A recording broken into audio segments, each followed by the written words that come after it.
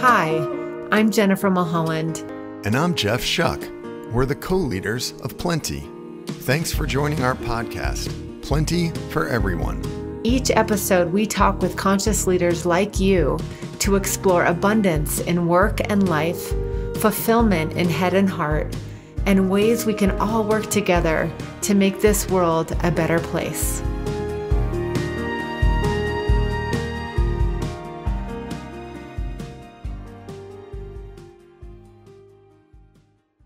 Hello, everybody. Welcome to Plenty for Everyone, our podcast for conscious leaders.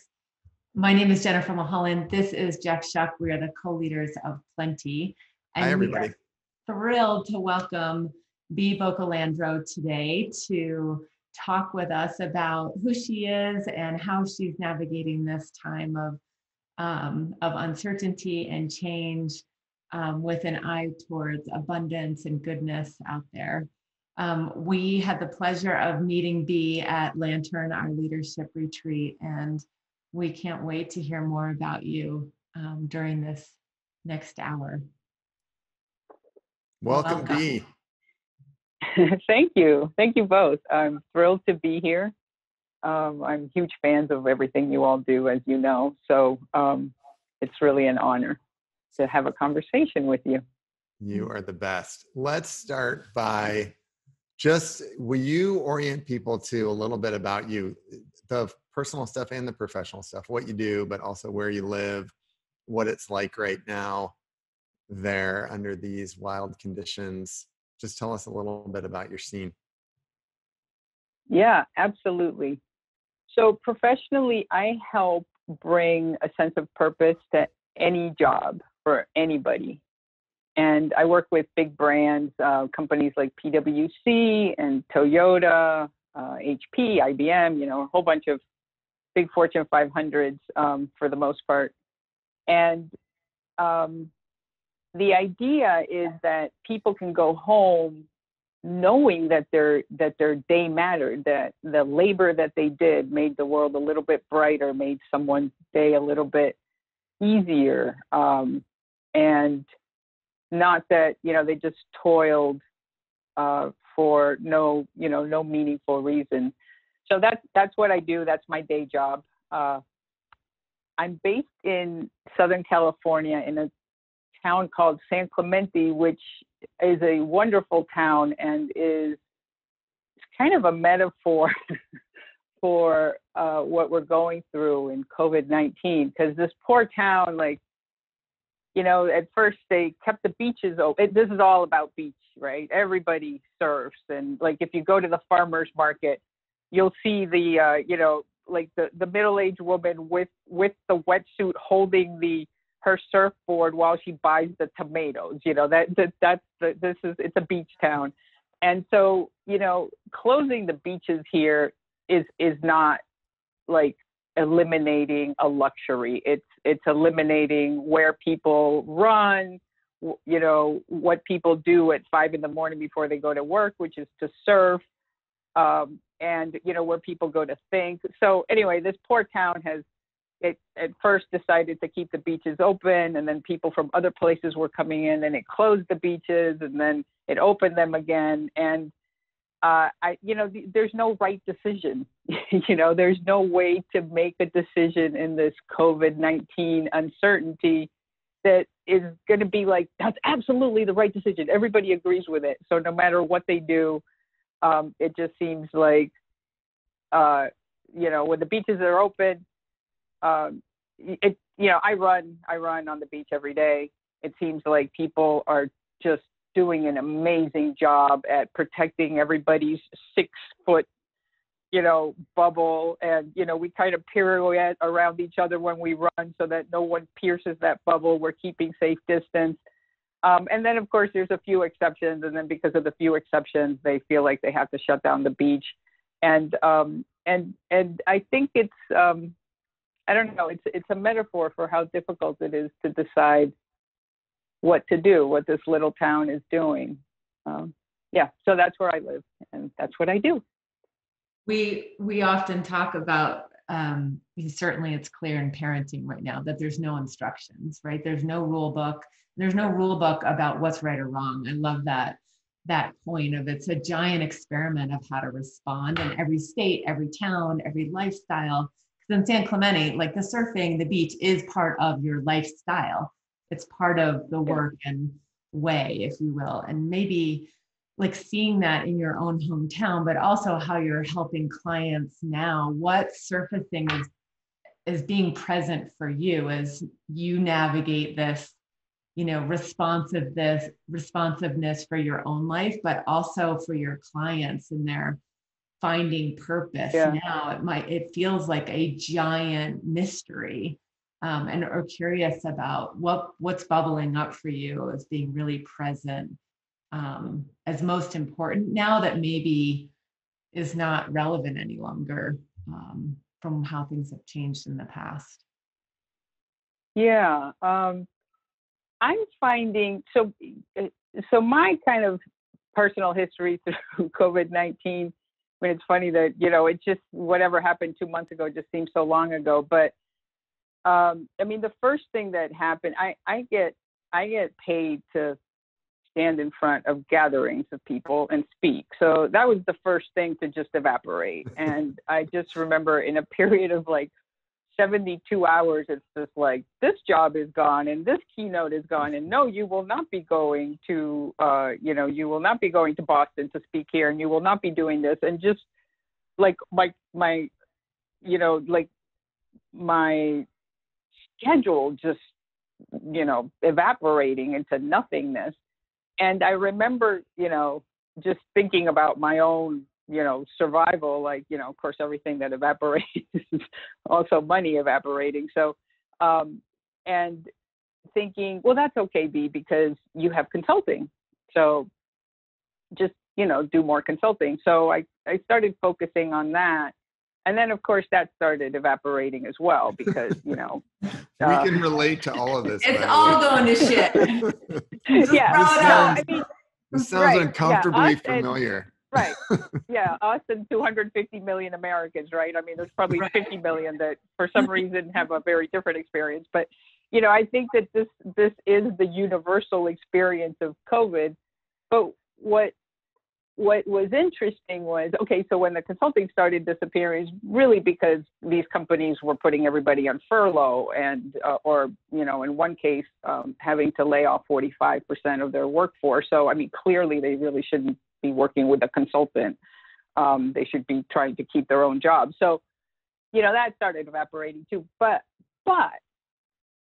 in the midst of all of this, what is amazing is that before COVID-19, my job was to work with a tiny sliver of the company. So if the company has like 150,000 employees, the department that works on corporate social responsibility, which is the department that is in charge of the good things that a company does that go beyond the law, right? That's the department I work with. A company of 150,000, maybe there's 8 people, right? Those are the people that are bringing social purpose to people's jobs, that are bringing the company to a place of like, what can we do, to make the world a better place? So in the midst of all this upheaval of like kind of my own little work, just changing dramatically, or what's happened is that everybody, it seems, has become a corporate social responsibility promoter. So, I mean, I know someone, she's in advertising. Okay, this is someone who has no inkling what I do, because it is so beyond what she does. I mean, what she does is help companies write ads to sell more products so that another company sells less. I mean, that's really the contribution of what she does.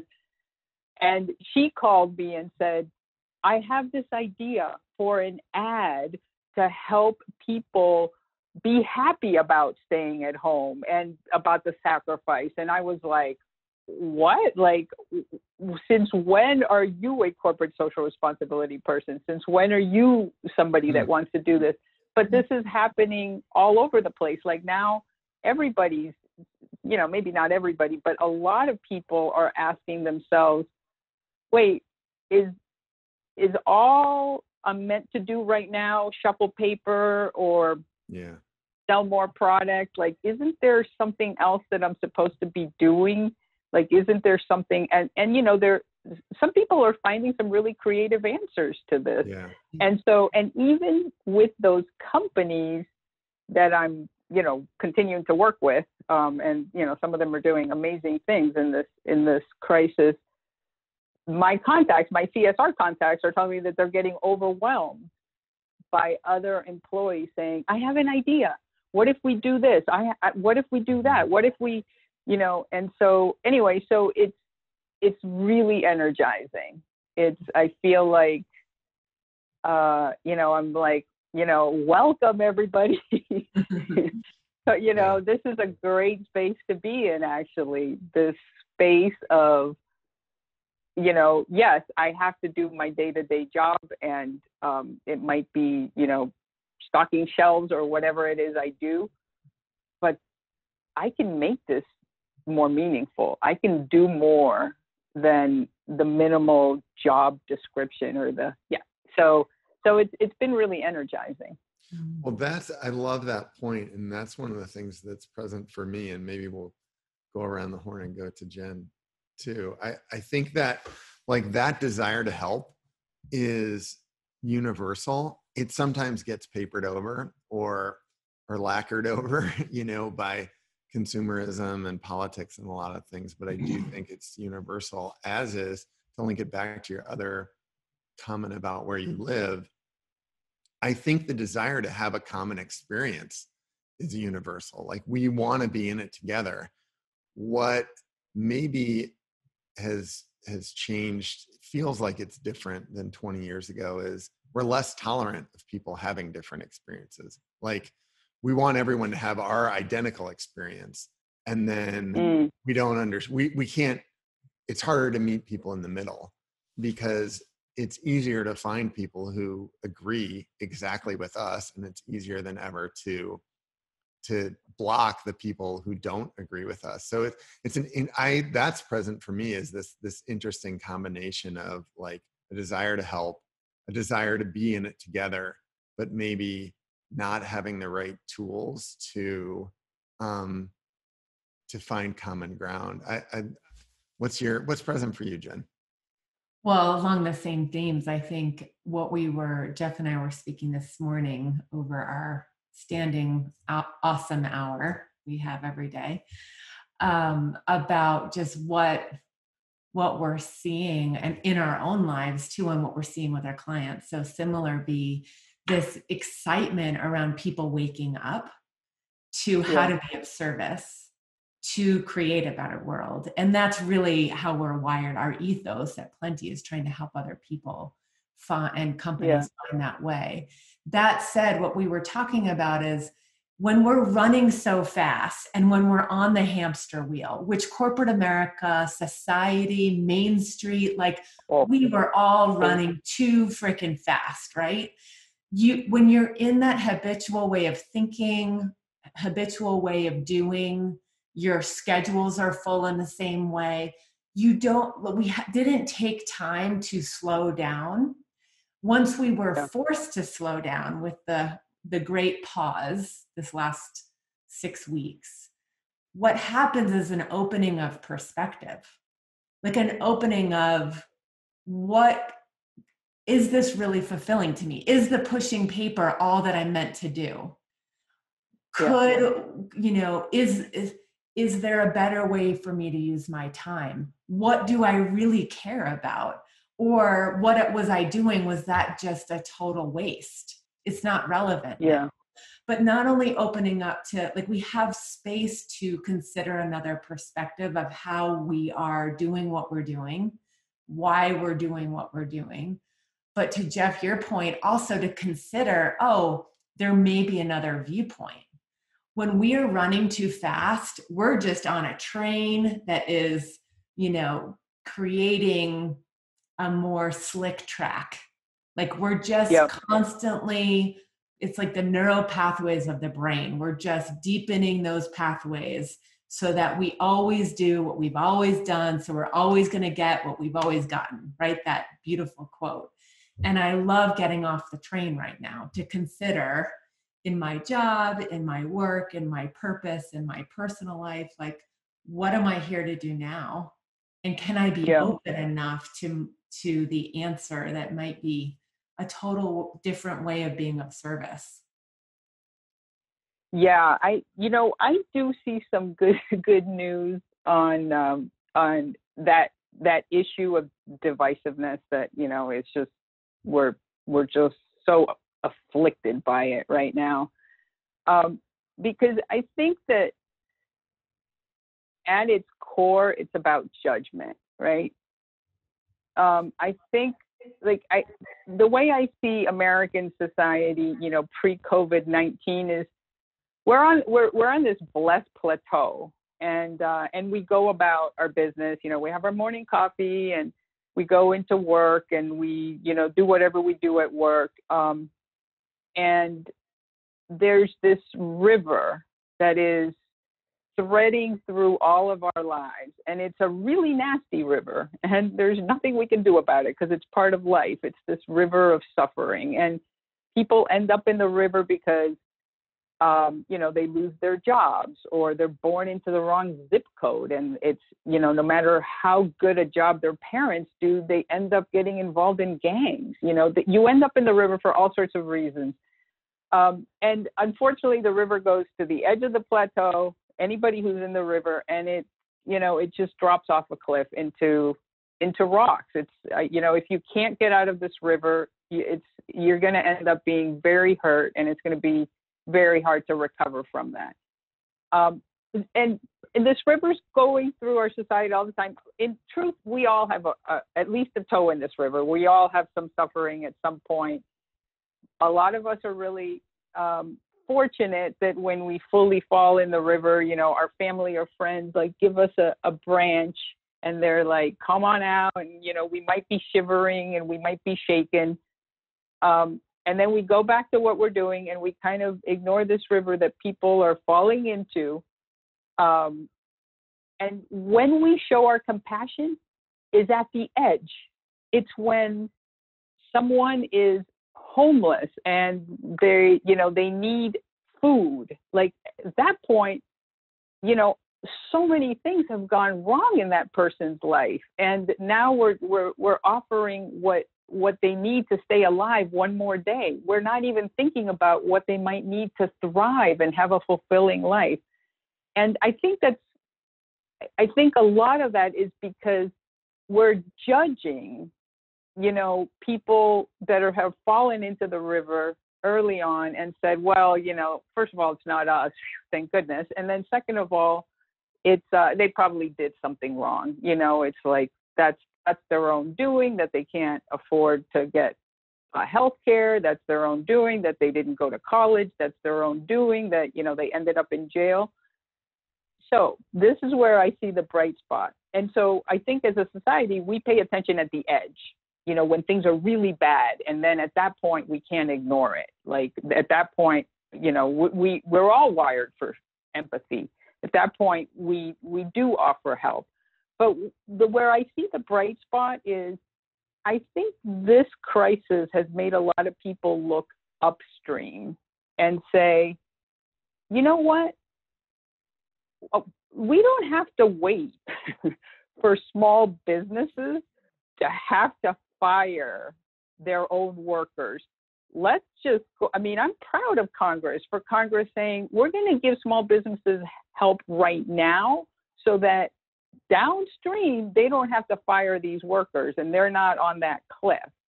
And I mean, I think immediately there were so many CEOs that, within days of this hitting the U.S. said, I'm going to get paid $1 today because that's going to help some of our workers not end up in the river. Right. And so I think that and I don't hear the judgment that we usually have on people who are in the river. I don't, you know, I don't follow the news cycle, but I usually get it anyway. But so I feel like we have dropped a lot of judgment and said, you know what, for whatever reason, if you find yourself in the river, or you might be in the river, we're going to help you right now. We're not going to make you, you know, go through a ton of paperwork to prove that you're worthy, or that you're not going to take advantage of it, or that, you know, we're just going to reach out and help. So I feel like we've turned into a society that is kind of more an upstream society, you know, a little bit more like Europe maybe. And I hope that it's not temporary. I hope that we stay upstream, so that because if you work upstream, there's a lot less work to do. I mean, if you work upstream, you're like, well, I don't care which zip code people are born into. They should have a good school, and they should have food every day. And if we do that, then I think, and if we stay in this more upstream mindset, I think COVID-19 will have ended up, you know, making us a much stronger society. So I don't know. I mean, I do see kind of that brightness. I don't know. Do you guys see anything like that? Or do you think I'm just completely deluded? Yeah, I love that. It's funny that you brought up Upstream, and we've been talking about that for the last week or so, as someone else we talked to brought up Upstream, the book by Dan Heath, and just that idea of looking at root causes. And I was just ranting on a call before this to Jen about the same thing, about, you know, it's not just about closing the economy down. It's about having a system that couldn't survive being paused for 2 weeks. And this, you know, I do think a lot of Right. people are saying, like, the system seems broken. I also think the system's there because it's really powerful and really attractive. And so I think we need people like all of us and many others continuing to ask the question about, is this really what we want to go back to? Because I think the system didn't get in place because, you know, because it was easy to overturn. God, it's in place because it's really attractive and it works for lots of people. It just doesn't work for everybody. I don't know. I don't think it works for a lot of people. I disagree. I mean, I think that we aren't meant to. So, you know, prehistorically, when we went to work, you know, we were bringing down the woolly mammoth with other people. We didn't do it alone. We didn't work for our own salary. And then when we brought down the woolly mammoth with, you know, our extended cousins or whatever, we would bring it back for a tribal feast. It wasn't like, okay, here's my part and it goes in my little ice box like we do now. So I don't think that's, I mean, I think we think it might be working for us, but I don't think that system of, you know, there's just all this hardship and all these afflictions and misfortune kind of threading through our lives all the time, and you know, with our neighbors and our coworkers, and to just ignore it. We're not meant to not respond to that. And in fact, there's tons of evidence that says that when we respond to that, like when our coworker gets the diagnosis of, you know, that eventually, because we are not paying attention to it, she might end up being bankrupt. When she gets that diagnosis, if we, like, as the coworker or as the employer, as the manager or as the local government, you know, do something, then actually it's really good for us. Like, there's all sorts of evidence that scientists call this pro-social behavior, that when we do pro-social behavior, not only are we happier, we're healthier, our white blood cells are more active, we're less likely to suffer from depression, we actually sleep better at night. So I think we might think that the system that we have works for us, but actually at the most fundamental level, which is like helping us be fully human so that we go to bed fulfilled, it's not serving us. Yeah.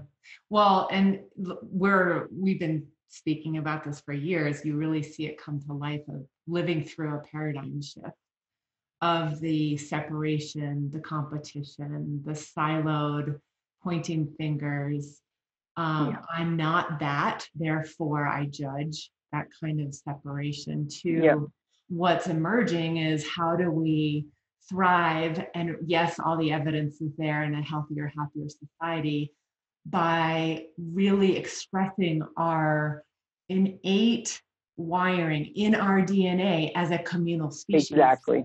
We are, and that the heart of what it means to be communal is to evoke and be harmonious, to exude reciprocity, to give, to receive, to not take, therefore, the haves and the have-nots, but to better ourselves and others in the process. And when we extend that care to others, it's like gratitude. When those acts of kindness, you know who feels better with acts of kindness? The person doing it, right? Totally. Way more than often the person who gets it. than the person receiving it. And so I think one thing that we're seeing in our work, and I'm sure you're seeing with working with other leaders, is in this societal shift, we no longer, how do I say, can continue to perpetuate the out there mentality, meaning the judgment's coming because we're judging ourselves more critically than anybody else we could possibly do outside of ourselves. The only way to be in judgment and in separation and in the haves and have-nots is to have that within ourselves. And so as leaders, I think what's happening is we're waking up to say in a question, like, how judgmental am I being on myself? And am I creating that self-shame, that have and have not, that scarcity, that lack within myself that I am portraying out there? And we're not going to be able to create a harmonious society out there unless we create it within our own way of how we talk to ourselves and treat ourselves. And that's the conundrum of business, work, and personal, right? Where they all blend of how do we create and leverage it's within us to be communal. It's within us to be healthy and happy. It's within us to have more than enough and to give more than enough. But we can't do that if we're feeling, a lack inside. Well, and I think, so I would, to weave those pieces together, I would say, I wasn't trying to say the system works. What I was trying to say is the architects of the system have designed it so it works for the people who built it, right? It might not work for the rest of us. And it won't, they're not going to go quietly, they're not. And even when you look at PPP and the loans and the things that you were talking about, Bea, which plenty has benefited from, and I'm so grateful for it. We're going to see at the end of the day, it's predominantly gone to people who already were well off, So like, I think I'm not saying we need to overthrow the government. I think I'm saying that where Jen was going is that community might be innate, but we don't really teach it that well. So people like learn it organically, or maybe you learn it on a team if you're in a sport, and I think that's what's coming out for me that I would weave around to a positive is I can look at my kids and see the blushes off the rose for them on a lot of things that they were told were great. They can do their schoolwork in an hour and a half now. They know more about technology than a lot of their teachers do. And so they're starting to ask informed questions in a good way about, well, why do we do it this way? Which I think gets us to where you're going about like solving upstream. And it's going to be that kind of question that I think creates a new system in place of the one that tells us we need to get grade A's and we need to show up on time and we need to buy a certain kind of clothes and we need to drink a certain liquid. And because I think it has to start from the groundswell, and by people saying, well, wow, when we help, I never realized that we could all cooperate and learn together, I think is what I'm trying to weave between, Jen, what you just said, and Bea, what you said. Yeah. I love the upstream analogy, Bea, and really appreciate you sharing that, because I think it's poignant and present. The one other comment I would just say, I'm curious about what you're seeing within your colleagues and your clients, in your own community, about how awake and aware are people to see the upstream signs. Because I love that we're like being pulled from crisis to, well, actually the cues and the signs were happening way upriver. Right. To my point, that leaders and people, we've been running too fast with our heads in the sand, so that we haven't, it's like when you go on vacation or you step away, like you get a new perspective, you have space, you see more. Sleep, you wake up and you've got a solution to your challenge, right? That period of perspective, rest, space, helps us pay more attention to the cues that are always around. And would say that we've seen, I think people are waking up to see, I hope they wake up, and we want to help them wake up to say the cues and signs were upstream all along. It's just what were we paying attention to? What were we ignoring? Exactly. Yeah. Yeah. Frankly, I'm like a data nerd. So, I spend a lot of time like looking at databases and making sense of it, and looking at the data now, which, not in a rigorous database way, but just kind of observing. I actually think it's still hard to tell, because people's energy is so frenetic still, I think we're all checking up on people, and, I have several clients that have had to furlough, lots of people, including people I work with. So I check in with them, and within the same day, they go from like one extreme of judgment to another extreme of personal despair, to another extreme of like, oh, I just realized I could help set up a system where these workers that were laid off could take the food to the healthcare workers. So I think I have a hard time reading the data right now. I think unquestionably, our lives have been so compressed, it's so busy, it's like we go from like email to meeting to like getting this report done. And I think that has opened up. And so like, it's a chance for things that are truer to us to bubble up.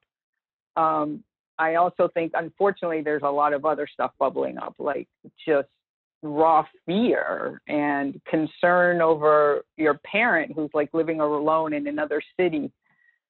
So I don't know.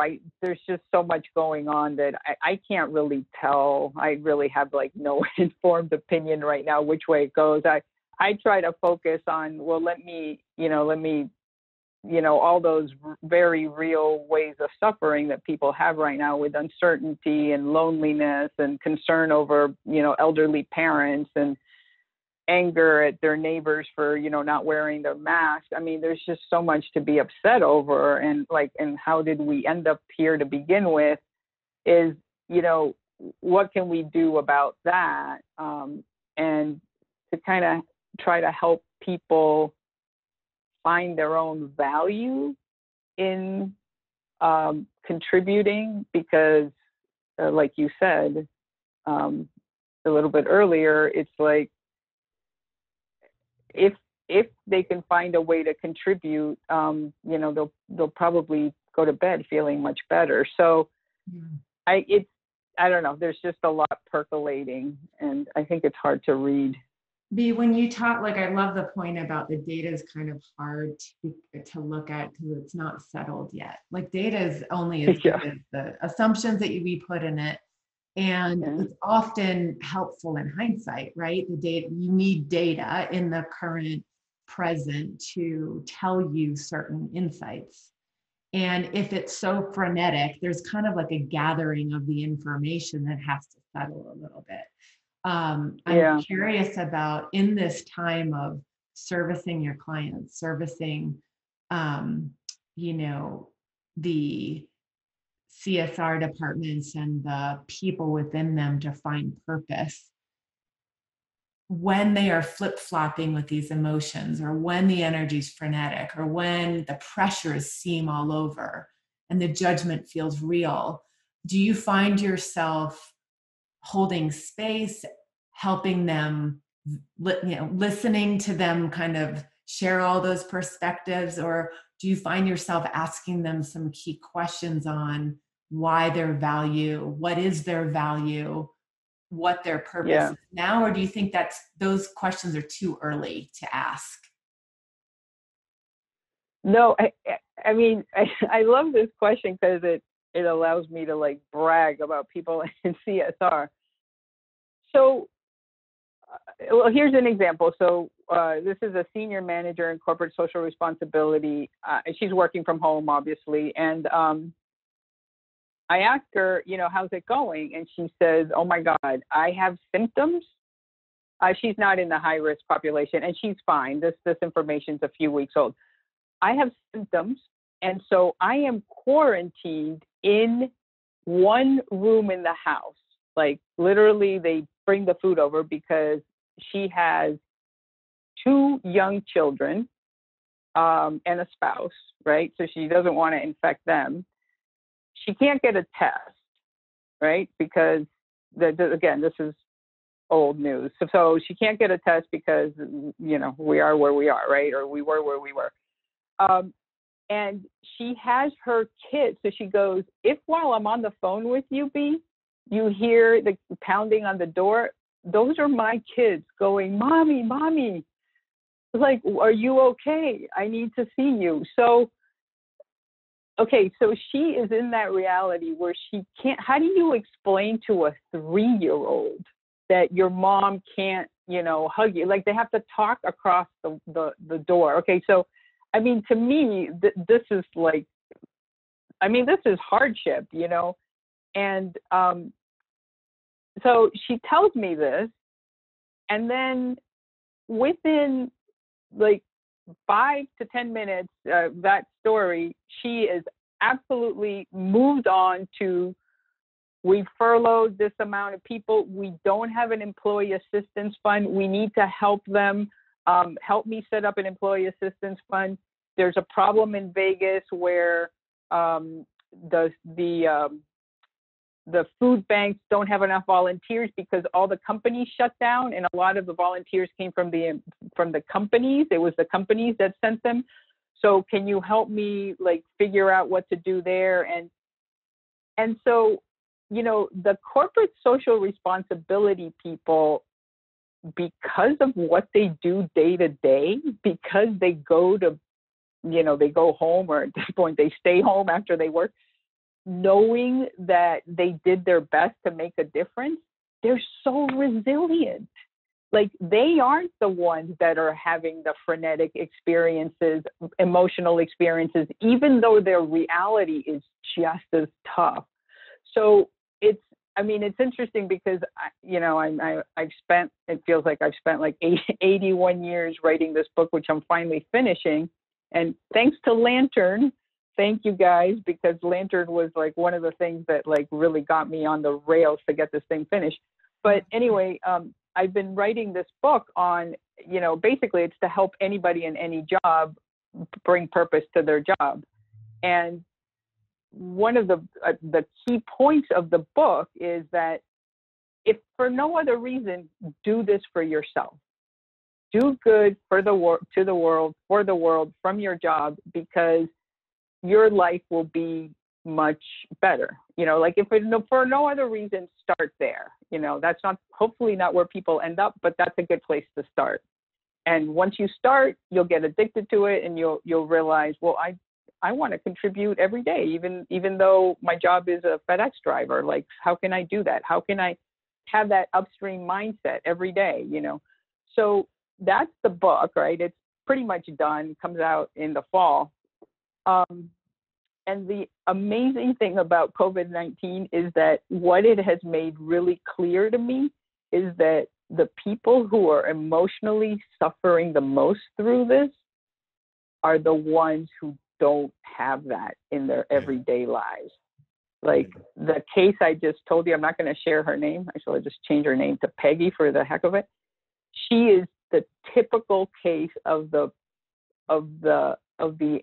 employee, of the worker who has found a way to contribute on a routine basis, and her resiliency is just palpable, And by the way, she took the test, came out negative, and she's fine, and she can now hug her children. So one thing and I think I'm just watching the clock, as we kind of turn into the last act here.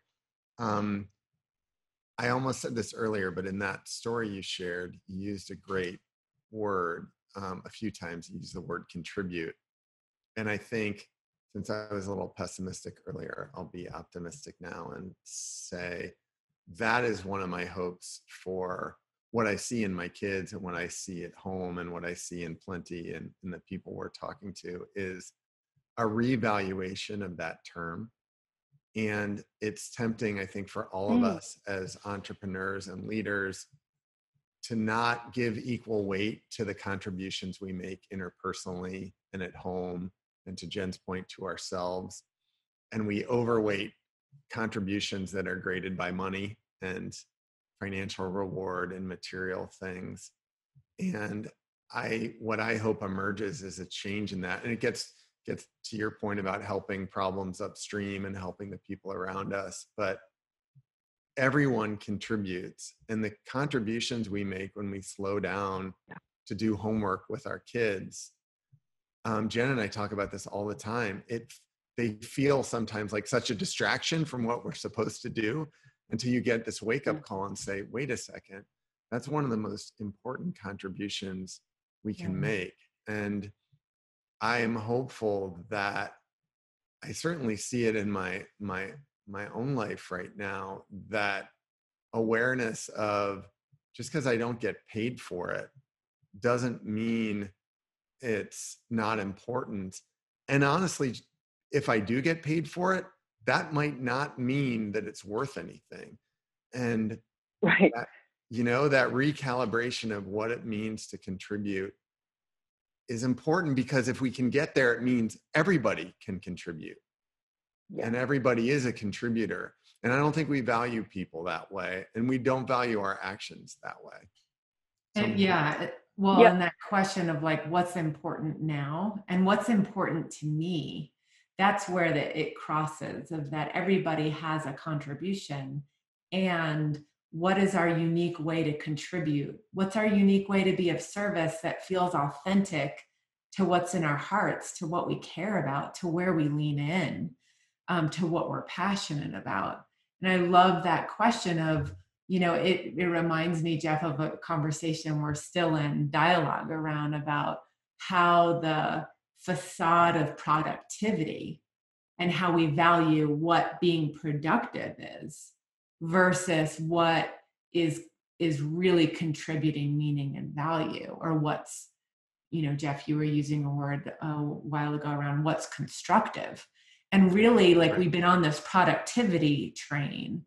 And I think that because we're valuing productivity and output, it informs the decisions we make. And it informs how I show up when my daughter needs help with her school, and I feel like it's distracting because it's taking me away from my real work, right? That is quote unquote productive, and that's not. And then it just throws that it's just a false value. And it helps us really determine and question now how can I most be of service? What is the contribution I want to make? What is the contribution I can make given my skills, my talent, my time, and what matters to me most? And I think, you know, my hope is during this period of reflection where we can see the behaviors and the habits fall away because they're not relevant now. Or maybe we can just question, you know, how we were going about our days at work, and were we really contributing in the way that we're meant to now? And does that contribute to a better society? I think all of those questions are really worthwhile to ponder. And how lucky are we that we get to ponder them with people and companies that give a shit about making the world a better place in the first place. Yeah. Yeah.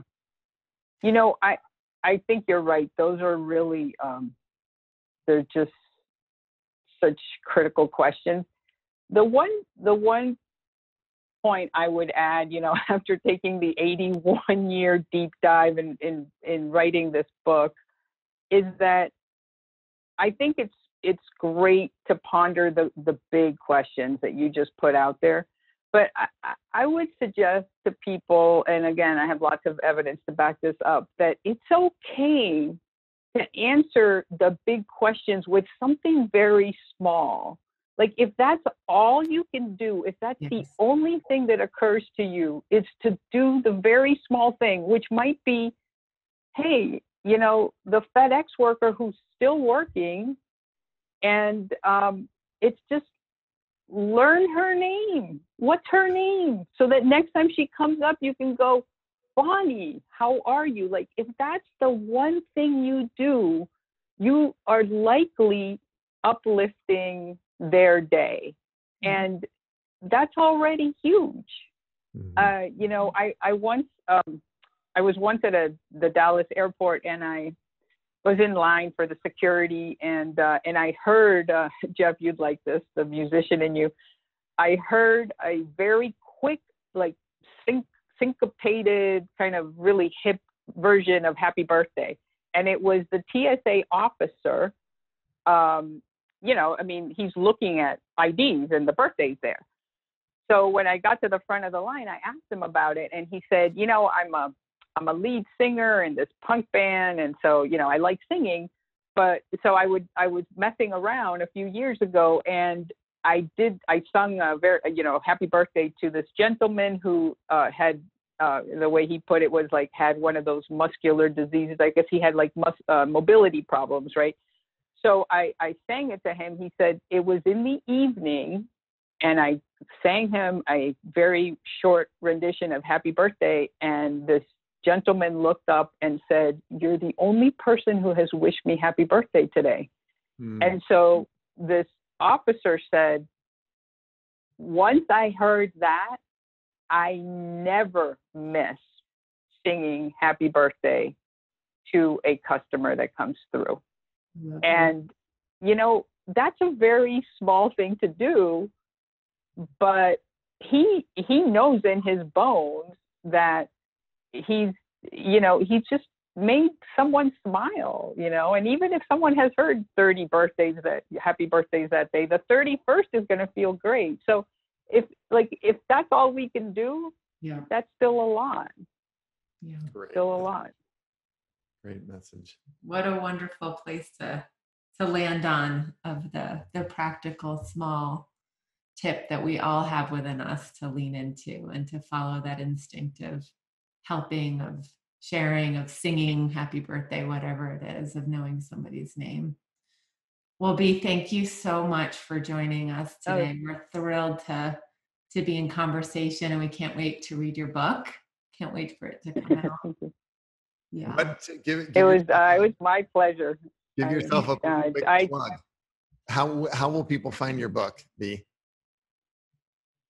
They can go to www.beaboccalandro.com, and then that website will have more information. It comes out in the fall. It will be on Amazon. Actually, it's already there. I don't know.